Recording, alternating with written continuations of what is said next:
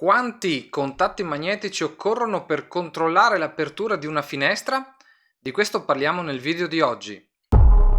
Ciao, sono Davide Marcomini, nella vita faccio l'installatore di sistemi di sicurezza, ma sono anche l'ideatore e fondatore del portale Top Security Advisor e autore della guida antifurbo. Nel canale aiuto l'utilizzatore a districarsi nel mondo dei sistemi di sicurezza. Come saprai sicuramente sta per cambiare la norma CEI 793, la norma regina in merito agli impianti di allarme, quella appunto che si occupa di impianti di allarme intrusione. Ne ho parlato nel canale ed è stata appunto in inchiesta pubblica fino a qualche settimana fa. A partire da questo video vorrei parlare appunto delle novità introdotte da questa norma, da questo progetto di norma, in attesa del suo rilascio ufficiale.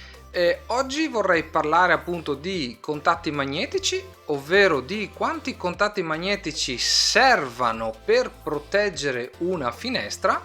Ebbene, se fino a ieri bastava un solo contatto magnetico, a prescindere che la mia finestra avesse un'anta o avesse più di un'anta, naturalmente do per scontato che queste ante si debbano aprire in modo dipendente l'una dall'altra, ovvero deve sempre essere aperta la prima anta, quella con la maniglia, e viceversa deve sempre essere chiusa la seconda per poter chiudere la prima. Con il rilascio di questa nuova norma, della nuova edizione della CEI 793, sembra non dovrà più essere così, in quanto il contatto magnetico dovrà essere posizionato anche nella seconda anta. Ebbene sì, quindi se parliamo di una finestra a due ante o due o più, ovviamente non basterà più il solo contatto magnetico nell'anta che apre per prima, nell'anta con la maniglia, ma dovrà essere installato il contatto magnetico anche nella seconda anta. Ebbene, se da un lato sforzandomi, cercando di fare appunto uno sforzo, posso provare a capire le motivazioni che hanno spinto il normatore a scrivere una cosa del genere, dall'altra mi risulta assai difficile.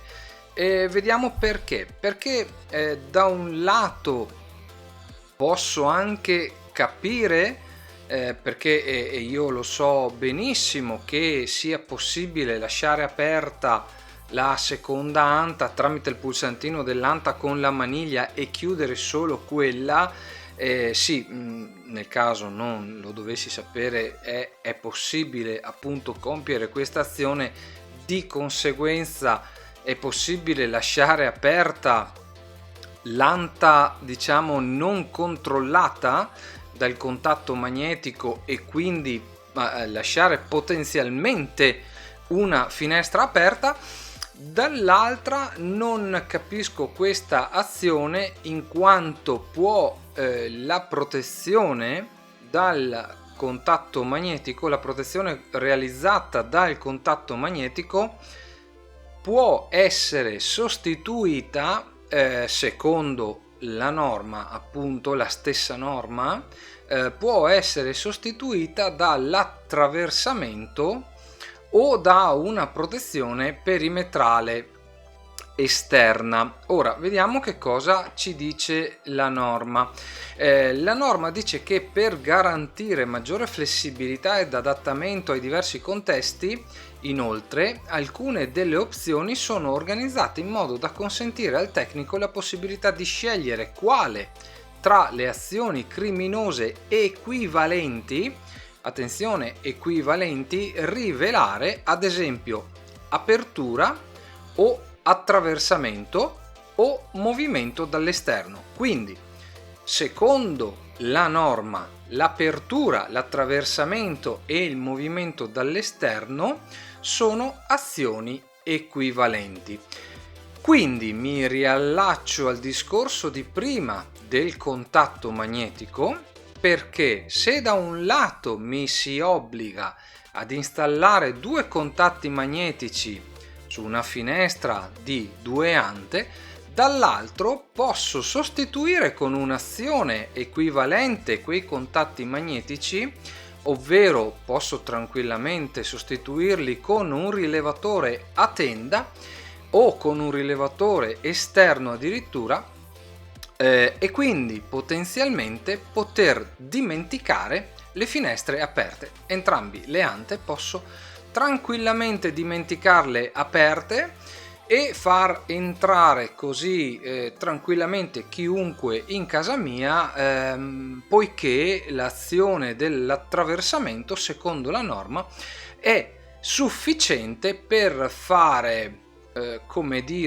intervenire il mio impianto d'allarme. Ora, qui ci sarebbe una sana disquisizione da fare in merito al funzionamento delle tecnologie, disquisizione o suggerimento che io e i vari colleghi che hanno collaborato con me, vedi Alessio Piamonti, vedi tante altre persone che non cito in questa sede, abbiamo inviato come suggerimento al CEI in modo che si potesse fare una sana distinzione fra le tecnologie di rilevazione, di rivelazione, ma ahimè sembra che questo suggerimento non sia stato accolto in sede di dibattimento, e quindi non ci resta che aspettare il rilascio ufficiale del documento, quindi della CEI, nuova edizione CEI 793, vedremo se edizione 2024 o a questo punto edizione 2025. Ecco, spero di averti dato uno spunto utile sul quale riflettere anche in questo video. Ringrazio tutti coloro che si sono iscritti al canale. Se non l'hai ancora fatto, iscriviti, spunta la campanella per non perderti gli aggiornamenti che andrò a pubblicare in futuro. Ti aspetto nei prossimi video. Ciao!